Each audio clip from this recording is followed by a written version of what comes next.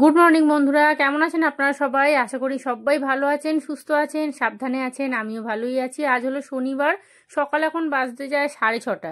আজকে ঘুম থেকে উঠেই আগে বাথরুমে এসেছি, কারণ অনেক জামা কাপড় জমে গেছে, ওগুলো কাচতে হবে।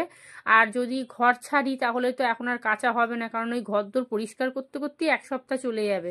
তার উপর যদি কাচাকুচি করি, ব্যাস আবার বিছানায় শুয়ে পড়বো। তো সেই জন্য ভাবলাম আজকে একটু বেশি করেই কাচাকুচি করে নিই, তাহলে এখন আর কটা দিন কাচতে হবে না। আর এমনিও তন্ময়ের গেঞ্জি প্যান্ট সবই জমে গেছে। তো ওখানে জামা কাপড়গুলোকে ভিজিয়ে দিয়ে আসলাম। আর এই দেখুন, ঘুম থেকে উঠে কিন্তু গিয়েছিলাম বাজারে। বাজারে মানে আমাদের সেকেন্ড গেটে, বাজারে নয়, আমাদের দুখানা বাজার। একটা ছোট বাজার সামনে বসে, আর একটা বড় বাজার, সেটা একটু হেঁটে যেতে হয়। ছোট বাজারটাতে গিয়েছিলাম। আজকে জামা কাপড়গুলো তাড়াতাড়ি করে কেচে মিলে দেবো, কারণ বাইরেটা তো পুরো ফাঁকা, জামা কাপড় তো কিছুই নেই। তাই মিলে দিলে আমার মনে হয় বিকেলের মধ্যে শুকিয়ে যাবে। আর আজকে দেখছি সকাল থেকে ভালো রোদ উঠেছে। 6টা 15-20 করে মোটামুটি গিয়েছিলাম বাজারে। তো ওই মাছের মাথা আর একটু, শনিবার তো ফুল নিয়ে এসেছি। দুদিন ধরে তো ভালো করে পুজো দেওয়াই হচ্ছে না।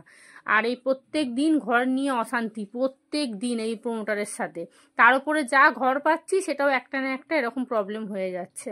তো আজকে রান্না বলতে ওখানে চাল ভিজিয়ে রেখেছি, মাছের মাথা ধোয়া হয়ে গেছে। ওদিকে দেখলেন একটুখানি বেগুন কেটে একটুখানি চিনি, হলুদ আর নুন মাখিয়ে রাখলাম।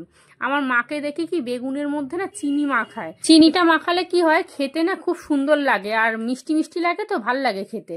কিন্তু আমার শ্বশুরবাড়িতে আবার দেখি বেগুন ভাজায় কিন্তু চিনি দেয় না। আমার শাশুড়ি মাকে দেখতাম যখনই বেগুন ভাজতো ওই নুন হলুদ মাখিয়ে সঙ্গে সঙ্গে ভেজে দিত।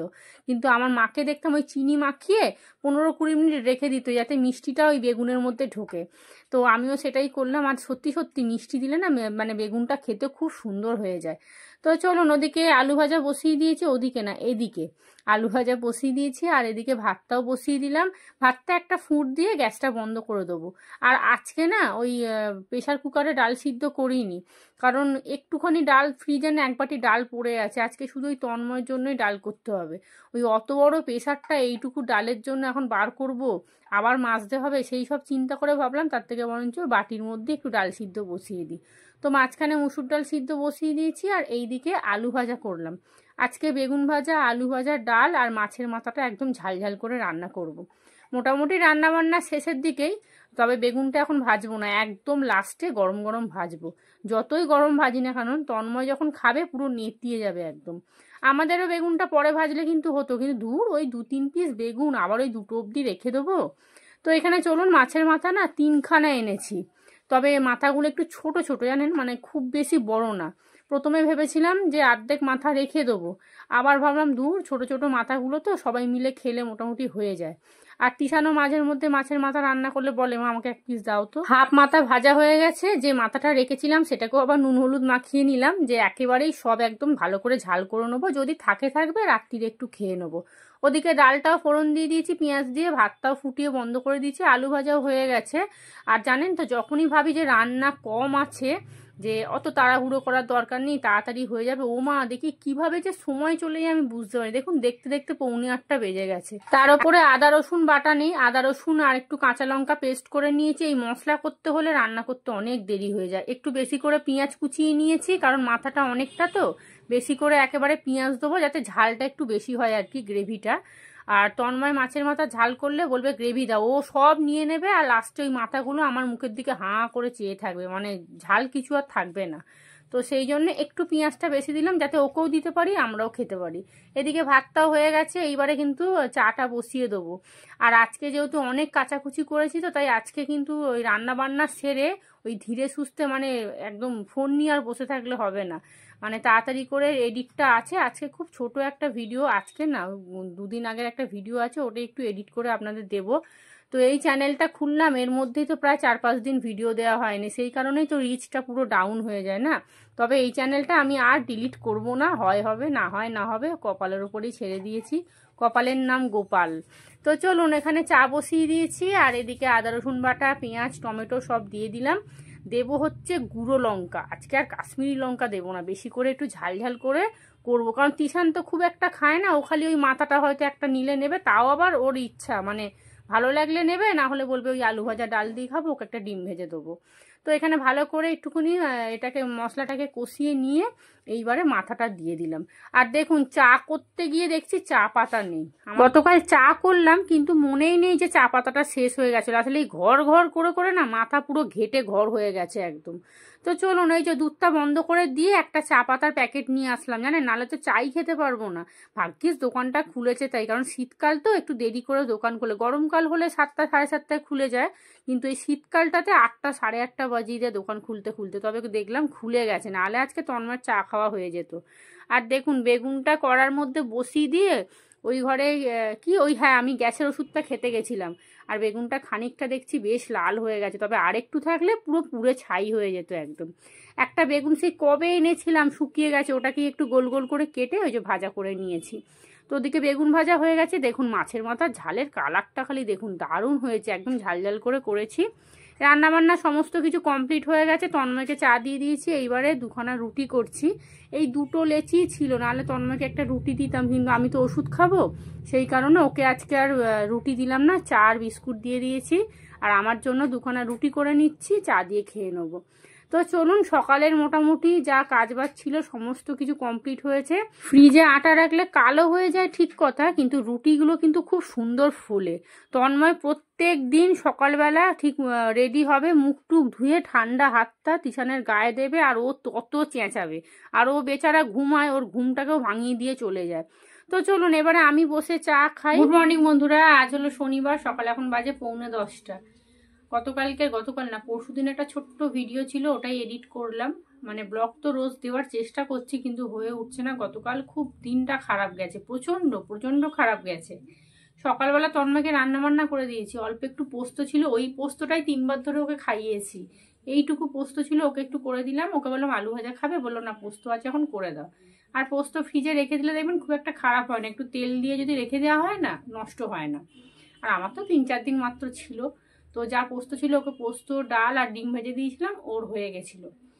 আর আমি আর তিশান ওই বেলার দিক করে বাড়ি চলে গেছিলাম। ওই গতকাল আপনাদের বলছিলাম না যে টিনের ঘরটা তো ঠিক হয়ে গেছিলো, অ্যাডভান্স করতে যাবো, তো রাত্রির বেলা হঠাৎ করে এরকম বলে।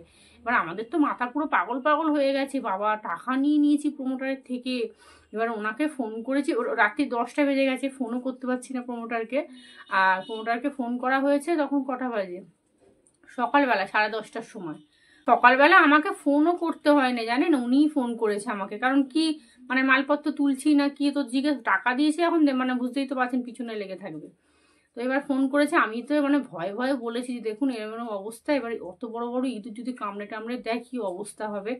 আর এ তো ঢালাই নয় যে ঠিক আছে বাইরেটা ঢুকুকে দরজা জানলা ভালো করে বন্ধ করে দেবো, দিয়ে রাত্রিরে ভালো করে ঘুমাতে পারবো। ও বলছে সিলিং দিয়ে বড় বড় ইঁদুর ঢোকে, ওই ড্রেন দিয়ে, ওরে বাপরে। আমার বাবা বললো একদম নিবি না, খবরদার। আবার বলছে কি ঢোকার পরে কিন্তু যদি বলো ঘর ছেড়ে দেবো, আমি কিন্তু অ্যাডভান্স দেবো না। এইসব শোনার পর কেউ ঘর নেবে বলুন তো? তো লাস্টে মোটারকে বুঝিয়ে বললাম, কিছু বলেনি জানেন, বলছে তাহলে ঘর খুঁজুন, এই কথা বললো। তারপরে মা তন্ময় বলছিল যে আপনি টাকাটা নিয়ে নিন না, আমাদের মানে যা ভাড়া টাড়া আছে আমরা সমস্ত কিছু একটা লোন তুলে, আমিও বললাম যে একটা লোন তুলে তাহলে আপনাকে মিটিয়ে দিচ্ছি, আপনি আবার নতুন করে আমাদের নামে করে দিন। বলছে না আমি নামে করব না, আমি খুব জোর 3 বছরের জন্য আবার এগ্রিমেন্ট করে দেবো, তারপরে আমাকে আবার ভাড়া বাড়াতে হবে। 500 টাকা এখন ভাড়া, আগে 250 ছিল, তারপর 500 করেছে। বলছে 1000-1500 টাকা আমাকে ভাড়া দিতে হবে। আর উনি না অনেক রকম কথা বলছে, একবার বলছে 3 বছর এগ্রিমেন্ট করব, ওটা শেষ হয়ে গেলে আবার আমাকে ভাড়া বাড়াতে হবে। আবার বলছে কি যে কি কথাটা সেদিন বললো, হ্যাঁ একই ভাড়া থাকে নাকি, ওই 2 বছর 3 বছর ছাড়া আমি 500 টাকা করে ভাড়া বাড়াবো। ও বাবা, তখন তন্ময় বলছে তাহলে তো 4-5 বছর পরে তাহলে তো আমাদের ভাড়া গিয়ে দাঁড়াবে 2-3 হাজার টাকা। তো আমরা যখন সেই অত টাকা ভাড়াই দেবো, তাহলে এরকম ঘরে থাকবো কেন, তাই না? ছোট ছোট ঘরে জানলা নেই, দরজা নেই, কিছু নেই। এতদিন টাকা দিতে হতো না বলে আমরা কষ্ট করে থাকতাম।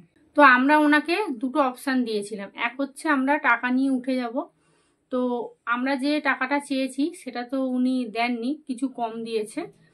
তো যাই হোক, তো আমরা ওটা পুরো টাকাটা চেয়েছিলাম, যে নয় আমাদের পুরো টাকাটা দিতে হবে, আর না হলে আমরা আগের যা ভাড়া আছে মোটামুটি 15 বছরে 500 টাকা করে ভাড়া হলে 90,000 টাকা হচ্ছে।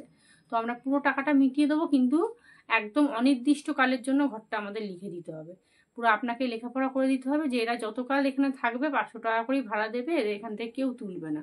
বলছে না ওরম হয় না কি, আমাকে বলছে না ওরম হয় না, আমি কোনোদিনই লিখে দেবো না। এবার এই ঘরে থাকলে কত সমস্যা বুঝতে পারছেন। আমি এখন 50,000 টাকা লোন নিয়ে এক্ষুনি 15 টাকাকে দিয়ে দিতে পারি, কিন্তু বেকার, দেয়াটা বেকার। তার থেকে ওই টাকাটা যদি আমি ব্যাংকে রাখি আমার মঞ্চ কিছু ইন্টারেস্ট পাওয়া যাবে। তো এই সমস্ত চিন্তা ভাবনা করে বোনটার সকালবেলা এসছিল গতকালকে 11:30 এসছে, 12:30 অবধি কথা বলেছি আমরা। বলছে কি করবেন জানাবেন, নাহলে আমি কিন্তু কেস করে দেবো। এত বছর যখন আমি ঘরটা পাইনি, আরও 2-4 বছর কেস চলবে, তারপর আমি ঘর ঠিক পেয়ে যাব। তো ব্যাস এইসব কথা বলার পরে আমার বাবা সবাই আমরা চিন্তা করলাম যে না, ঘর ছেড়ে দেওয়াই ভালো, বেকার বেকার অশান্তি করে লাভ নেই। কারণ আমরা ভাবলাম কেস করে দিলে, ও আবার নিজেই বলছে কেস করে দিলে কিন্তু একটা টাকাও কিন্তু আপনারা পাবেন না। তো এইসব বলার পরে ভাবলাম না, ওর সাথে লড়ে বেকার। কারণ আমরা হচ্ছি ওর কাছে চুনোপুটি, পরিষ্কার গোদা বাংলা কথায়। ওর যা টাকা আছে, ও সাক্ষীকে 5,000 করে খাওয়াবে, এখান থেকে 4টে সাক্ষী তুলে নিয়ে কোর্টে গিয়ে পেশ করে দেবে, ব্যাস। তো চলুন, এই হলো গল্প ঘরের। ফাইনালি গতকালকে যে ঘরটা দেখে এসেছি সন্ধ্যেবেলা, সব কিছু ঠিকঠাক আছে, সাপ নেই, ব্যাঙ নেই, ছুঁচো নেই, কিচ্ছু নেই, জল টল একদম সমস্ত কিছু আছে, ছাদে জামা কাপড় মিলতে পারবো। আমার মায়ের বাড়ি থেকে জাস্ট 5 মিনিটের রাস্তা, একদম সামনে। তবে তিশানকে এখানে পড়াটা ছাড়িয়ে দিতে হবে, এত দূরে পড়তে আসা সম্ভব নয়। সকালবেলা মাছের মাথা আনতে গেছিলাম, একেবারে ঠাকুরের জন্য ফুল নিয়ে এসেছি। 2 দিন তো ভালো করে পুজো দেওয়াই হয়নি, গতকাল তো পুজোই দিইনি। গতকাল আমার এত মাথা ঘুরছিল টেনশানে, রাত্রিরে প্রায় 2টো অবধি ঘুমাইনি জানেন। মানে কি অবস্থা, কি করব, ঘর কোথায় পাবো, 5,000 টাকা দিয়ে ভাড়া দিয়ে ঢুকে যাব, তখন যদি ভাড়া দিতে পারবো, মানে প্রবলেমটা দেখুন, আমি যেখানে থাকবো সেখানটা আমাকে সব কিছু বিচার করে তবে তো আমি ঢুকবো সেখানে। এবার হট করে ঢুকে যাবো 5-6 হাজার টাকা ভাড়া, তারপর তো আমার অসুবিধা হয়ে যাবে। আমার তো শুধু ভাড়া দিলে হবে না, খাওয়া দাওয়া সমস্ত কিছু আছে, তো সেগুলো চিন্তা ভাবনা করে তো আমাকে সব করতে হবে। বিছানার চাদরটা যে কি নোংরা হয়েছে যে কি বলবো, আর সাদা চাদর তো মাঝখানটা পুরো কালো হয়ে গেছে, কিন্তু এখন আর তুলবো না। কারণ এমনি তো মানে ভ্যানালাগুলো যেভাবে মাল নিয়ে যায়, যেখানে পারবে ধূপ দাপ করে সে বিছানা হোক, বালিশ হোক, আর যাই হোক ফেলে দেবে। মানে ওদের কাজ হচ্ছে ভ্যান থেকে মালটাকে ফেলে দেওয়া। এই ব্ল্যাঙ্কেটটা যে কি নোংরা হয়েছে, এটাকে একটু বেশ করে রোদ খাওয়াতে পারলে ভালো হতো। এখানে তো রোদের কোনো নামগন্ধই নেই। আর যেখানে ঘর নিয়েছে আমি তো জানি ছাদ আছে, ভালোই হবে, বালিশ কাঁথা সব একবারে রোদে দিতে পারবো। কিন্তু তিশান বলল যে মা, আমি রাস্তা দিয়ে যেতে যেতে দেখছিলাম গো, ওই ছাদের ওপরটা না পুরো একদম অ্যাডভেস্টার দিয়ে পুরো ঘেরা। এখন সব হয়েছে দেখবেন, এখন বেশিরভাগ ছাদ দেখবেন ঘিরে দিচ্ছে ওই বর্ষাকালের জন্য। ওইটা শোনার পর থেকে মনটা খুবই খারাপ হয়ে গেল। আমি ভাবলাম যাকে ব্ল্যাঙ্কেট, তারপর বালিশ, পাঁচ বালিশগুলো একটু ভালো করে রোদ খাওয়াবো। মানে বছর বছর তো আমার ওই বালিশগুলো তো পড়েই থাকে, রোদ তো দেওয়াই হয় না। আর আমাদের ছাদ আছে 4 তলায়, কে বয়ে বয়ে নিয়ে যাবে বলুন তো? ও তো কোমর পিঠে বোধহয় ব্যায়ামও ধরে যাবে 2 দিন গেলে। তো চলুন, ওই ঘরের কাজ মোটামুটি কমপ্লিট হয়ে গেছে। এবারে চলে এসেছি রান্নাঘরে। রান্নাঘরে একটু সময় লাগবে। আজকে গ্যাস ওভেনটা ভালো করে মাজা ঘষা করতে হবে, কারণ প্রায় 1 সপ্তাহ হয়ে গেল ভালো করে মাজা ঘষা করিনি।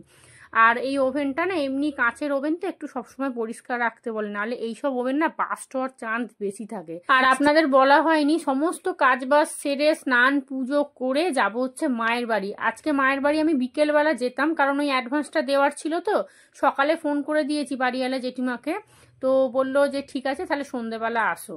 তো ওই অ্যাডভান্সটা দিতে যাবো, কিন্তু একটু আগে বাবা ফোন করেছিল, বলছে বিকেলে আসবি কেন, সকালেই চলে আয়। প্রথমে না নাই করছিলাম, তারপরে অনেকবার বলার পরে বললাম ঠিক আছে, তাহলে মাকে রান্না করতে মানা করো, আমার তো সমস্ত রান্না হয়ে গেছে।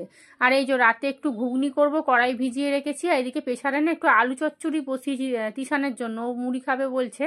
তো এবারে ঘরটা ঝাঁট দিয়ে চলুন মুছে নিই। মায়ের ঘরের বিছানাটা একটুখানি ঝাড়াঝুড়ি করে নিচ্ছি। 2 দিন ধরে এই বিছানাটা আমি পরিষ্কারই করিনি, খালি ওই ঝাঁট দিয়েছি, মুছেছি, ওই টুকটাক যেগুলো কাজ মানে করতে হবে সেই কাজগুলোই একমাত্র করেছি, এছাড়া কোনো কাজই আমি করিনি। একেবারে খাবার দাবার নিয়ে গুছিয়ে চলে যাব মায়ের বাড়ি, একদম ওই অ্যাডভান্স দিয়ে সন্ধ্যেবেলা বাড়ি চলে আসবো।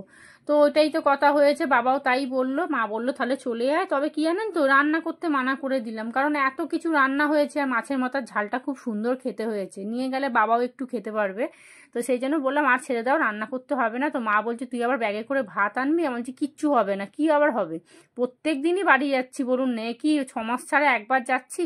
প্রায় 2 দিন ছাড়া ছাড়া এখন তো রোজই বাড়ি যাওয়া হয়ে যাচ্ছে। তো চলুন, হয়ে গেছে ওইদিকের কাজ, সমস্ত কিছু কমপ্লিট হয়ে গেছে। এবারে চলে এসেছি কাচাকুচি করতে। আর এই জামা কাপড়গুলো কতদিন ধরে পরে আছে, প্রায় 1 সপ্তাহ হয়ে গেল। তিশান যে বাড়ি যাচ্ছে প্যান্ট জামাগুলো পরে না, ওখানে গেলে ছাদের মধ্যে ল্যাপটা লেপটি করে একদম। তিশানের পড়াটা নিয়ে খুব চিন্তায় পড়ে গেছি, কোথায় দেব কি করব কিচ্ছু বুঝতে পারছি না। তো দেখি আগে ঘরে তো শিফট হই, তারপরে দেখছি কোথায় কি করা যায়। আর এই দেখুন, দুখানা চিরুনি ভিজিয়ে দিয়েছিলাম, তেলে পুরো চপচপ করছে। তন্ময় তো প্রতিদিন প্রায় 1 লিটার করে তেল দেয় মাথায়। হ্যাঁ, কিছু হোক না হোক মাথার মধ্যে তেল জাপটে জুপটে দেবে। কি করে যে এত তেল দিয়ে রাখে কি জানি। আমি তো তেল দিলে আমার শরীর কেমন অস্বস্তি, মানে কেমন যেন মনে হয় কি, মানে সারা গায়ে যেন তেল আমার পুরো চপচপ করছে, মাথা দিয়ে যেন তেল নামছে। তেল দিয়ে আমি থাকতেই পারি না। তো চলুন, হয়ে গেছে। আর দেখছেন জামা কাপড়গুলো দিয়ে কি বেরোচ্ছে খালি দেখুন। এখানে তন্ময়ের গেঞ্জি আছে, প্যান্ট আছে, তিশানের জামা কাপড় আছে। আর তিশান বাড়ি গেলে বাবা, ওর তো 2টো পা তখন হয় না, তখন ওর 4টে পা হয়ে যায়, 2খানা হাত হয়ে যায়। মানে কি করব না করব কিছু দিশা করে পায় না একদম। চলুন, হয়ে গেল কাজ বাজ সমস্ত কমপ্লিট। এখানে 1 বালতি কাচাকুচি করে নিয়েছি, এইবারে মিলে দেবো। বাইরেটা তো পুরো ফাঁকাই আছে, কোনো অসুবিধা নেই, ঘরদোরও পরিষ্কার হয়ে গেছে। আর এই দেখুন, সুখী মানুষ সারাদিন শুয়ে থাকে আর টিভি দেখে। এই জীবনটাই সব থেকে ভালো জীবন, এরপরে হয়ে যাবে একদম শুরু। আর এখানে পুজো দেওয়া হয়ে গেছে, স্নান করে চলে এসেছি। আজকে জবার মালাটা কি সুন্দর যে এনেছি কি বলবো। সকালবেলা গেলে না পুরো টাটকা একদম ফুলগুলো পাওয়া যায়। আর যত বেলা হয় রোদ পড়ে তো ফুলগুলো পুরো শুকিয়ে যায়। খুব সুন্দর দেখুন, জবার মালাটা কি সুন্দর না, একদম পুরো মানে ফুলগুলো চেয়ে আছে। তো চলুন এবারে রেডি হয়ে বেরোবো। আর তিশানকে বললাম একটা ছাতু এনে দে, 2টো রুটি খেয়েছি তো, এত কাচাকুচি এত কাজ একসাথে করেছি তো খিদে পেয়ে গেছে। তো এখন এই 1 গ্লাস ছাতু একটু গুলে খাবো, খাবার দাবার সমস্ত কন্টেনারে ভরবো। আর এই দেখুন, এখানে কড়াইটা যে ভিজিয়েছি, দেখি সন্ধ্যেবেলা আসার সময় একটুখানি চিকেন কিমা নিয়ে আসবো। ছাতুটা 1 গ্লাস গুলে তারপরে একটা ওষুধ আছে খেয়ে নেবো। একটা ওষুধ সকালে খেয়েছিলাম, 8 ঘন্টা ছাড়াই খেয়ে নিই, কিন্তু আজকে না কাজের তালে তালে ভুলে গেছি একদম। এই যে এখানে সমস্ত খাবার দাবার কন্টেনারে ভরে নিয়েছি। ওই যে সেই কমলা লেবু এনেছিলাম না, কটা পড়ে আছে, নিয়ে চলে যাই, ওখানে খেয়ে নিতে পারবো। সব কিছু নিয়ে নিয়েছি। আর এই দেখুন, এখানে একটু মেথির শাক নিয়েছি, মাকে গিয়ে বলবো মেথির শাকের একটু বড়া করবে, তো গরম গরম খেতে খুব সুন্দর লাগে। তিশানও ওইদিকে রেডি হচ্ছে, আমিও এবারে রেডি হব। রেডি হব মানে কি, আমার এখনো জামা পরা কিন্তু হয়নি। তিশান এদিকে রেডি হয়ে গেছে। আমি শ্যাম্পু দিয়েছি আজকে, ওটাই তো আপনাদের বলা হয়নি বাবা। আজকে আর ওই আদিবাসী তেলটা দিইনি, শুধু এমনি শ্যাম্পুটা দিয়েছি, ব্যাস। এই যে রেডি হয়ে গেছি। এই কুর্তিটা না অনেক দিন পর পরলাম। ওই ওয়ার্ড্রপে অনেক রকম কুর্তি থাকে, তো এখন ভাবছি কি এবার থেকে একটা একটা করে বার করে পরে নেবো। আর চুলটা সেই পুজোর সময় কেটেছিলাম, তাই বারবার ঘুরে ঘুরে দেখছি কতটা বড় হলো। তো চলুন ভিডিওটা এখানেই শেষ করছি। আপনারা সবাই ভালো থাকবেন, সুস্থ থাকবেন, সাবধানে থাকবেন। আমার চ্যানেলটা প্লিজ সাবস্ক্রাইব করে দেবেন। আজকের মতো সবাইকে টাটা।